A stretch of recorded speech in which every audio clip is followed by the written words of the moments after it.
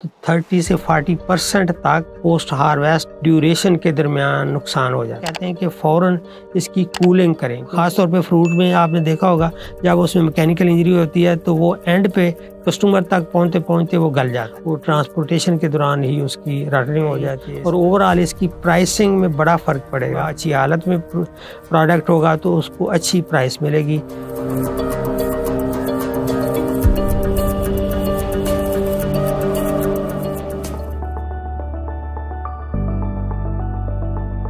अस्सलाम वालेकुम। आज हम ज़मींदारी भाइयों के लिए एक सब्जेक्ट है पोस्ट हार्वेस्ट मैनेजमेंट, उसके बारे में बात करेंगे कि ये क्या है और इसके क्या फ़ायदे हैं और ये क्यों ज़रूरी है। तो पोस्ट हार्वेस्ट मैनेजमेंट एक ऐसा सब्जेक्ट है जिसमें अमूमी तौर पे ये बताया जाता है कि जब एक ज़मींदार अपनी फसल काश्त करता है, उसका गौ होता है, फिर वो बढ़ोतरी होती है और फिर वो पक कर हार्वेस्ट करने के लिए तैयार हो जाती है, तो वो सारी मेहनत उस वक़्त उसकी यानी उसका रिवार्ड लेने का जो अमल है वो शुरू होने वाला होता है। तो इसलिए ज़रूरी है कि जब फसल का पकना और पकने से लेकर इसको फ़रोख्त करने तक जो अवामल हैं उसको हम पोस्ट हार्वेस्ट मैनेजमेंट कहते हैं। अब ये सवाल पैदा होता है कि ये क्यों ज़रूरी है। तो ये अमूमन जो इंटरनेशनल लेवल पे डेटा है वो ये कहता है कि फसलों में ख़ास तौर पे एग्रीकल्चर में अगर हम फ़िश और पोल्ट्री भी इस्तेमाल कर लें और बाकी सब्जेक्ट्स भी इस्तेमाल कर लें तो 30 से 40% तक जो हमारी टोटल प्रोडक्शन है उसका पोस्ट हार्वेस्ट ड्यूरेशन के दरमियान नुकसान हो जाता है। तो आप इससे अंदाज़ा कर सकते हैं कि हम कितनी बड़ी अपनी मेहनत या पैदावार को एक नुकसान पहुंचता हुआ देखते हैं। तो इसलिए इसकी अहमियत और भी बढ़ जाती है कि हम इस पे ज़्यादा से ज़्यादा अमल करें। तो जो हम बात कर रहे हैं कि 30 से 40% तक नुकसान हो जाता है, तो ये मुख्तलिफ़ फसलों में मुख्तलिफ है। जैसे गंदम या चावल में उसमें एस्टीमेट ये है कि 10 से 15% नुकसान होता है, लेकिन फ्रूट्स और वेजिटेबल इनमें अमूमी तौर पे 30 से 40% तक कंज्यूमर तक पहुँचने तक ये ज़ाया हो जाते हैं। तो इसको हमें बचाने की अशद ज़रूरत है। अब ये है कि हम इसमें कैसे इसको बचा सकते हैं। उसमें यह है कि मुख्तलिफ़ स्टेप्स हैं। मसलन अगर गंदम और चावल की हम बात करें तो उसके लिए मुख्तलिफ होंगे, फ्रूट और वेजिटेबल की बात करें तो उसके लिए मुख्तलिफ होंगे। मसलन गंदम की शक्ल में यह है कि जब गंदम के पकने की स्टेज, यानी पहली चीज़ ये है कि गंदम जब ना आपने कच्ची काटनी है ना आपने उसको ज़्यादा पकने देना है कि वो गिर जाए, तो उसको हम कहते हैं कि प्रॉपर स्टेज पे उसकी हार्वेस्टिंग करनी है। फिर वो हार्वेस्टिंग का तरीका ऐसा अपनाना है कि जो हमारे गंदम को नुकसान ना पहुंचे, मसलन हमारे सिट्टे ना गिरें और भूसा ना नुकसान हो। इसी तरह फिर काटने के बाद हमारा नेक्स्ट स्टेप आ जाता है उसको थ्रैश करना। उसको ऐसी अच्छी मशीन से थ्रैश करें कि उसके दौरान हमारे नुकसान कम हो और ऐसा तरीके अपनाएं कि हमारे दानों का नुकसान हो। मसलन कि कुछ थ्रैशर है वो दाना तोड़ रहा है तो इसका मतलब वो सीधा सीधा नुकसान हो रहा है। तो जो ही आप थ्रैशर लगाएं तो देखें कि यार मेरे गंदम का दाना टूट तो नहीं रहा, तो उससे आप एक नुकसान से बच जाएंगे। फिर जब वो आपने थ्रैश कर लिया फिर उसको आपने बैगिंग करनी है ताकि वो बैगिंग के दौरान या स्टोर के दौरान ताकि वहाँ लॉस ना हो, तो प्रॉपर बैगिंग करनी है।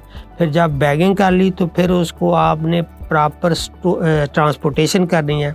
ऐसा ना हो कि रास्ते में गंदम गिरनी शुरू हो जाए और हमारे जो थैले हैं फट जाएं और हमारे गंदम के दाने जो हैं ज़ाया हो जाए।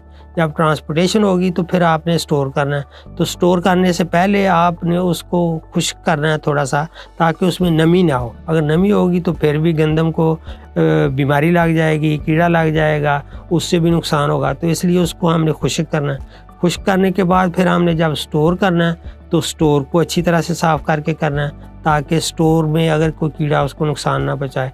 तो ये सारे मराहल हैं। जब हम फ़रोख्त करें फिर उस वक्त भी हमने ख्याल करना है कि कोई नुकसान ना पहुंचे। तो ये सारे स्टेप्स हैं जो कि आप पोस्ट हार्वेस्ट मैनेजमेंट में आते हैं। तो अगर आप इस कर लें तो इसका मतलब है जो हमारा 10-15% नुकसान गंदम या चावल की सूरत में होता है उससे हम बचें। इसी तरह अगर हम सब्ज़ियों और फ्रूट की बात करें तो वो वहाँ बहुत ज़्यादा नुकसान होता है। तो आप सब्ज़ी या फ्रूट की शक्ल में जो हम पहले बात कर रहे थे कि उसकी जो पकने की स्टेज है या लिटिल बिट उससे जो पहले हमने उसको हार्वेस्ट करना है, उस स्टेज का जानना बहुत ज़रूरी है। मसलन आम है तो आम को आपने किस वक्त तोड़ना है, खरबूजा है तो उस वक्त आपको आपने किस वक्त तोड़ना है, तरबूज है उसको किस वक्त तोड़ना है। तो वो स्टेज बड़ी अहम है। वो हर चीज़ के लिए एक अलग-अलग पैरामीटर्स होंगे जो कि एक्सपर्ट्स या आप एक्सपीरियंस के थ्रू जान सकते हैं कि यार ये प्रॉपर स्टेज है, प्रॉपर उसका वेट है, प्रॉपर उसका साइज़ है। अब अगर मैं हार्वेस्ट कर लूँ तो मुझे ये अच्छी प्राइस देगा। उसके बाद ये आता है कि जब आपने उसको हार्वेस्ट कर लिया तो हम उसको कहते हैं कि फ़ौरन इसकी कूलिंग करें, क्योंकि उसके अंदर मुख्तलिफ गैसेस का पकने के दौरान अखराज हो रहा था। तो उसको जब आप कूल डाउन करेंगे वो अखराज हो के जो उसकी हालत है ना वो ख़राब होने से बच जाएगी। तो फौरी तौर पे उसको कूलिंग करनी है। कूलिंग करने के बाद फिर हमने उसकी जहाँ पे लेके जाना है ट्रांसपोर्टेशन वो साफ़ सुथरी हो ताकि उसमें मैकेनिकल इंजरी नहीं हो।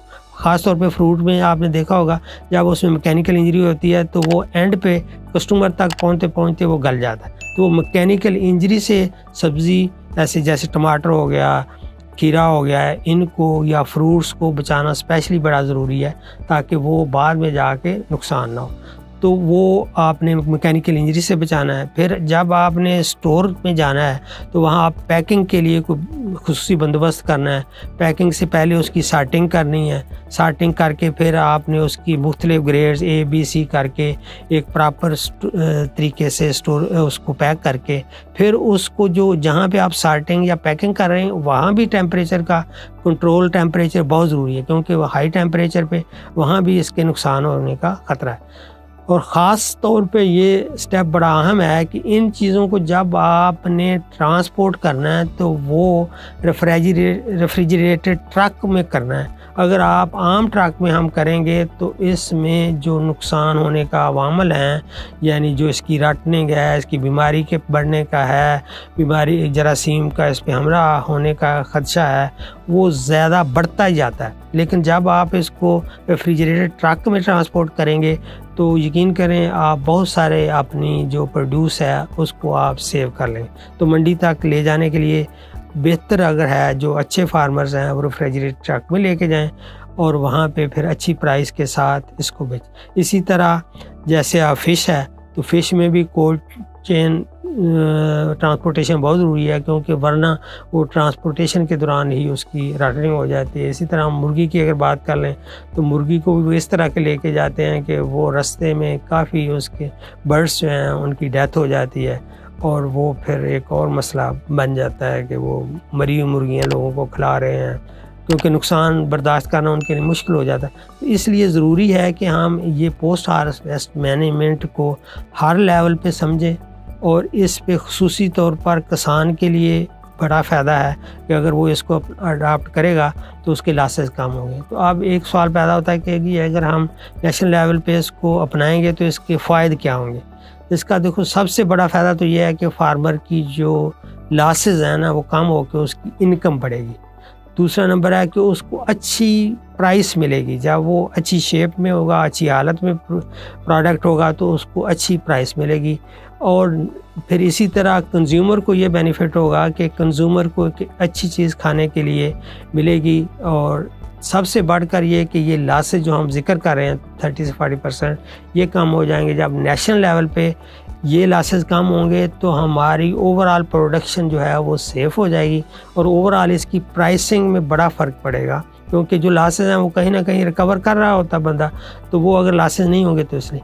और सबसे बढ़कर नेशनल लेवल पे इसके फ़ायदा ये होगा कि हमारे जो नेचुरल सोर्सेज हैं या इनपुट्स हैं उनकी भी सेविंग होगी। मसलन जब हम प्रोडक्शन को सेव कर लेंगे तो हम कम खाद इस्तेमाल करेंगे, बीज में बचत होगी, पानी में बचत होगी, जो लैंड इस्तेमाल हो रही है उसमें बचत होगी।